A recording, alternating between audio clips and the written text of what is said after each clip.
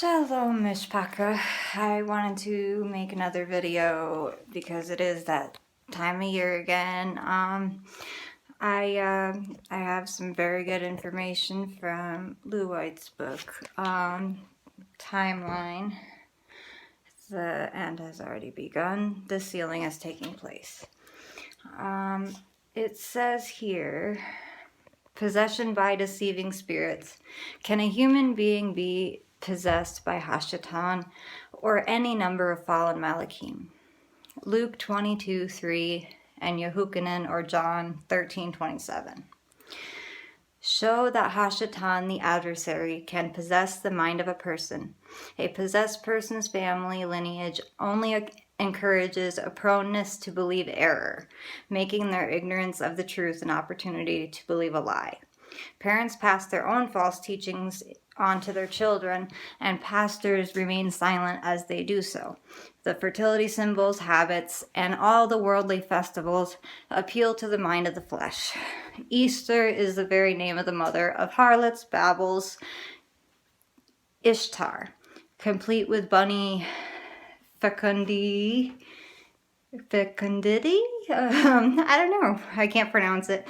Eggs and baskets to represent the mythical arrival of Ishtar from heaven in Euphrates. Babel's grip on the nations is slipping, and the king of Babel is about to fall. Here is a picture from the book. It says, "Let me go up to the Shamayim," which is the heavens. "Let me raise my throne above the stars of all, G-O-D, Alahim, our creator, Yahuah. Let me sit in the mount of meeting on the sides of the north. Let me go above the heights of the clouds. Let me be like the Most High, King of Babel." Christmas, who is celebrating? Christmas is saturated with echoes of paganism. Its origin celebrates the birth of Nimrod as the sun deity, passing through the generations in plain sight.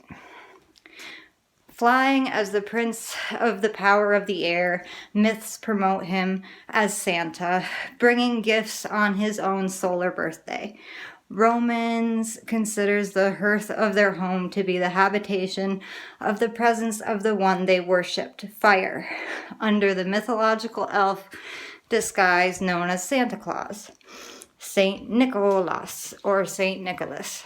This avatar of Hashatan appears in a fireplace and brings little children under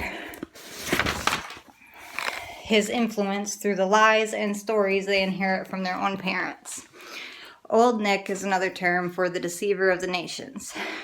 Pastor remains silent knowing Yahusha was born during Sukkot, tenants' temporary shelters. Ask any pastor if Yahusha was born on December 25th, and if not, whose birthday are we really celebrating? Those who hate Yahuah carry forward many rebellious myths into the third and fourth generations, but those who love Yahuah guard his commandments. The wicked one has no power over those who guard his commandments and call on the name of Yahusha. See Revelations 12:17. The wicked one has no power over those who guard his commandments and call on the name of Yahusha. Revelations 12:17. Ask your pastors why they know the truth but remain silent. At Acts 7, the teaching authority stoned Stephen when they were confronted by the truth. It's spelled with a PH. Not enough. Arabs are also Hebrews, speak the language of Abraham, and name their children with Hebrew names like Yusuf, Amir, Miriam, Yaqub, Abram, Elisha, Asha, Layla, Adam, and many others. Allah is not a name. It's the Hebrew word meaning mighty high or lofty one. It is spelled Aleph Lamed Hey. Yahuah is the only living, true Alahim, Allah, and he alone is Allah, Alahim. Eli is really Ali, meaning mighty one, my mighty one. Languages have inherited vowel distortions caused by man-made Nakud marks invented in the 8th century. Alahim, or El, have become normalized for Alahim and all.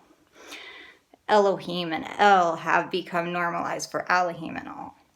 Muhammad and many other Arabs descend from Shem, and therefore are Hebrews, descendants of Eber, and are Shemitic in their speech.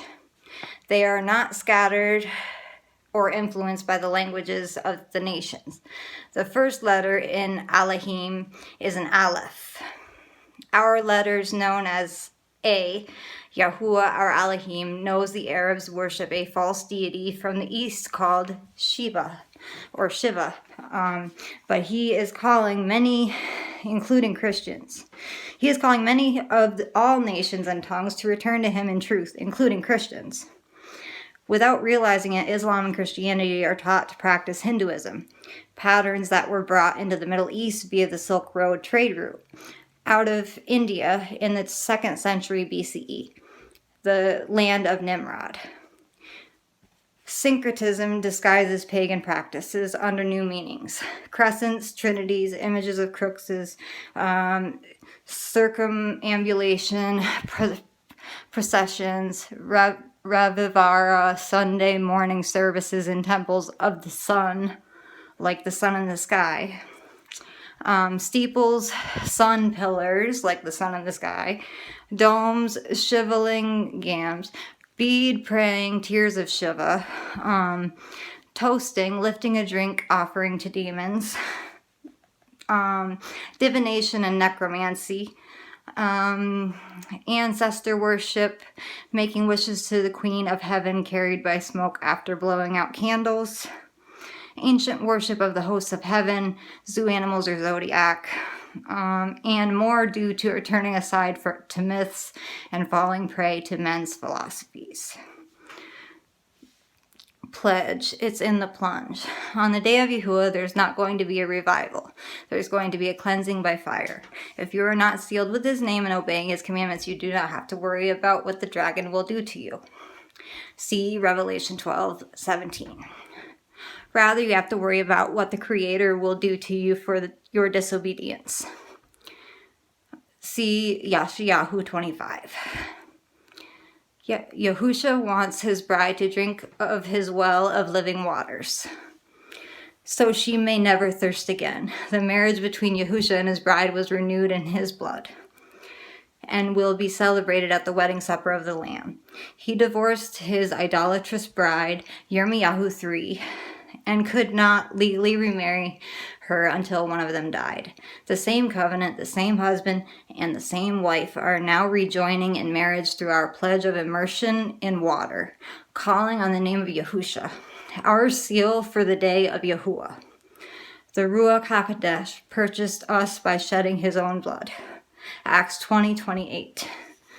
Blessed Baruch are those who are invited to the wedding supper of the Lamb. This is shown to us at Yahuah in John 4, as Yahusha spoke with the woman as at the well. When and if you reconsider returning to Yahusha's renewed covenant, he is waiting patiently. You have nothing to lose by obeying him, but everything to lose if you don't. I am the vine, you are the Netzarim. Yahuah 15. Read Malachi 3 and 4, Psalms 1 and 91. Shalom, brothers and sisters. I love you all.